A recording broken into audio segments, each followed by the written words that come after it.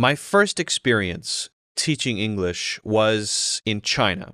In my early 20s, I moved to China and started teaching at an English training center, which were very popular at the time. I hadn't taught English before, and it was a great experience. I taught at the center for about 2 years, and I met all kinds of different English learners. Some improved very quickly, some improved slowly.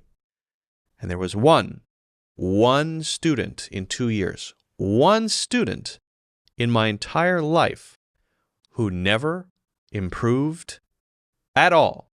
And I want to tell you the story of that student. Let's call her Carol. That wasn't her name, but let's call her Carol. So I would go into the training center 5 days a week. Carol was there 5 days a week. She would bring her son. Carol studied very hard. This is the one thing that Carol did, which I have to praise. She was very dedicated. She worked very hard all day. 6-7 hours a day, 5 days a week, for years. Unfortunately, Carol never improved. Not even a little bit. Carol never improved. So why? Let's talk about why. She would sit in this school, had classrooms and a common area, and then a lab where students would study and do modules on the computer to learn. So she would mostly stay in the common area or in the lab studying. She would complete the modules on the computer, and when she wasn't doing that, generally, she would be studying vocabulary. I would sometimes walk around in the lab and see what the students were up to and help out if I could. Because I was a great English teacher. No, I was learning, but these were people generally my age, and so a lot of them became friends. So I would check on the students and see what they were up to. And I noticed that she always had her translator out, a physical translating device. This is back in the day. And she would translate from Chinese to English, English to Chinese. She really focused on that and memorization, remembering words. And that doesn't mean she never did anything else, but that was kind of her main thing, the thing that she did the most. And she was very dedicated. She was always there, right? And she was very focused on completing everything she was supposed to do. So, completing the computer module, and in the classroom, getting the signature from the teacher to complete that lesson. The students would have some group classes, 4 or 5 students, and some one-on-one classes, 1-to-1. And there would be some bigger lessons as well called English Corners, I think. This is a long time ago. Well, in the classes, in the lessons, again, she was very focused on getting stuff done and not so focused on communicating. When she was asked a question, she wanted to be right. She wanted to be correct to answer the question. And so she would answer as simply as possible. So if I were to ask a question about using a verb tense in a sentence, she would make the shortest possible sentence to give the correct answer, usually just reading it from her notes that she prepared before the lesson, so that she could be right, so that she could be correct. And then at the end, she would make sure to be the first to get the signature from me, the teacher, to say, hey, I completed this. So, very focused on being right, the correct answer, and only that, nothing more. Very focused on learning words, very focused on getting things done. I did this, this, this. What did you do today? I did this, and this, and this, and this. All of the things I was supposed to do. Carol? So there was no focus on real-world results, real-world communication. Right? The students who improved more quickly, they did that work too, but the ones who improved the fastest wanted to be able to communicate with people. They wanted to be able to have a conversation. They had a goal tied to the world. They wanted to be able to pass an exam. They wanted to be able to get a job. They wanted to be able to make friends with other English speakers. Something tied to the real world. They weren't just thinking about, I need to do these 4 things, and I need to work very hard, right? She was otherwise unwilling to speak outside of exactly what she had to say. Unwilling to speak, not interested in speaking at all. So her interest didn't align, and she was interested in learning words. She loved learning new words and memorizing them, but she wasn't interested in the thing that she should do with those words, right? And so there was a motivation thing there and a disconnect. And I tried to explain this. I tried to say it many times. I tried to get her to talk more. She was fixed in her ways. This is how I learn. Look how much I did today, right? I'm not trying to say anything about Carol being a bad person. I'm just trying to say this is an amazing thing that happened that I witnessed over a period of 2 years. Nobody else never improved. She never improved. This is amazing to me. We can learn something from this. So I'm not trying to hate on Carol. I'm just saying, hey, don't do what Carol did. She, apart from being unwilling to speak, always wanted to know how English would fit into Chinese, right? Chinese was her first language, and she always wanted to know, this English word, right? What exactly is it in Chinese, right? Because sometimes words, they don't translate perfectly, right? And why is it this word instead of that word? Why is it like this? Why is English the way it is? When you focus on that, what happens is you're holding your native language up as the only language and basically trying to make any new language you learn fit into that world, that framework. You're basically saying, this is language, and I sometimes need to use other languages, but they have to make sense in my language. That's not how it works. Languages are their own worlds, right? And the logic of one language, the way words are used, the structure, the grammar, has nothing to do with another language. There's a very simple example here. In Chinese, for example, the word play, the Chinese word for play, translates to play, right? But is used in Chinese differently from how it's used in English, in some cases. So we might play video games in English, and we might play maybe sports, but in Chinese, people will say, let's go out and play together. That's how it would translate to English, meaning let's go to the mall or something. Let's go do something together. 2 adult friends going out to do something fun together, like watch a movie, might be described as playing together. But in English, we wouldn't say that. Why? I don't know. I don't know why. We just don't. We would say, let's hang out. Let's go do something. Let's, watch a movie. Let's go shopping. We might say the activity. But we would say, let's play video games. And so the word translates, but the usage isn't exactly the same in both languages. She would always try to make it fit, would always want to use it in the Chinese way, but in English. The problem with that is then you've got a brain that is only in your native language, and you have to carry that around with you everywhere you go. And when you're using English, when you're speaking English, you're translating every moment. And it's always going to sound unnatural because it's not about translation. It's about using the language as native speakers use the language, which requires you to think differently, to behave differently, to forget your language, right? And to not focus so much on a translator. Translators are bad for actual language learning.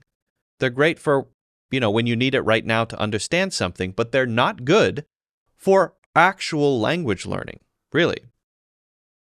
And again, that focus on, why is it like this? She would ask, for example, there's a phrase, kick the bucket, which means die. Why does kick the bucket mean die? Why is it like that? It doesn't mean that in Chinese. Why? Well, there's a story, there's a reason, but it doesn't matter. Sometimes asking why is not the right question. It may be interesting to find out why, but it doesn't really help you use the language better. A better question in general when you're learning language is how. How is this used? How can I use this naturally? Not why is it like this? I don't know why it's like this. I'm a native English speaker. Why does that mean that? I don't know. Nobody knows why their language is the way it is, right? It's not important. What's more important is how should it be used? Because of this, and this general attitude that she had of, I'm going to work hard, but I'm only going to work in this way, and I'm only going to do the minimum so that I can be correct, and I want to make sure everything fits into how I see language. Because of this, and I'm not exaggerating, in 2 years, she never, ever improved. And I will never forget that. It's quite a story. There are other students who improved slowly.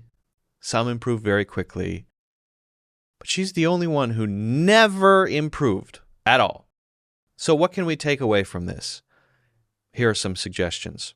Number 1, start with a realistic, real-world goal. You need to have a goal that's tied to the world, not just finishing this, and this today. That's very dangerous. That can lead you off into the woods. It's like a treadmill going nowhere. You need a goal that's tied to the world. Passing exams, getting jobs, communicating naturally, speaking with friends, whatever it is, it needs to be connected somehow to the real world. Number 2, learning needs to be effective, not just getting things done. So you have to have a way to measure progress. If you just do the same thing without measuring how much it's helping you improve, then, well, you're wasting time, right? It's all a waste. Time, energy, money. So you always have to measure if the things that you're doing are helping you improve. And it is not true that hard work equals progress. That is not true. It may, but it may also be that one little thing, one attitude shift, one tiny little thing that you change has a huge difference. This is called the 80-20 principle or the Pareto principle, where smaller things that you do have the biggest outcomes. And you can do a lot of things and it has almost no outcome. So focus on being effective, not just doing stuff. 3, you have to communicate. You have to not worry about looking dumb and not worry about being right. Not worry about being correct all the time. It's not that important to be correct. It's more important to be natural, and it's more important to build confidence. You can't just be confident, but you can build confidence over time by just trying without looking dumb. Speak, write, have conversations, argue, disagree, join book clubs, watch movies and TV shows and talk about them with friends. Do it all. And confidence will automatically follow, right? but you have to just do it. You have to try to communicate. You have to speak if you want to be a good speaker. And not just speak the minimum, the correct answer, but communicate. Communicate. Focus on communication, and you will build that confidence. 4, you have to build an English brain. I talk about this a lot, but pretend your native language doesn't exist and build an English brain. Think in English, learn English words in English, use English grammar. Don't worry about why that word is there or why of instead of for here. Doesn't matter. It is of and not for. That's why. Who cares? Just learn it. Learn how to use it, right? Practice it and do it. Just do it. Stop asking questions about why. Doesn't matter why. So build your English brain. Think in English. Imagine that English is your native language. And finally, number 5, learn something from Carol. Be consistent. Work hard. Yes. Don't get excited and learn a bunch of stuff for a week and then give up. Like Carol, be consistent. Be consistent.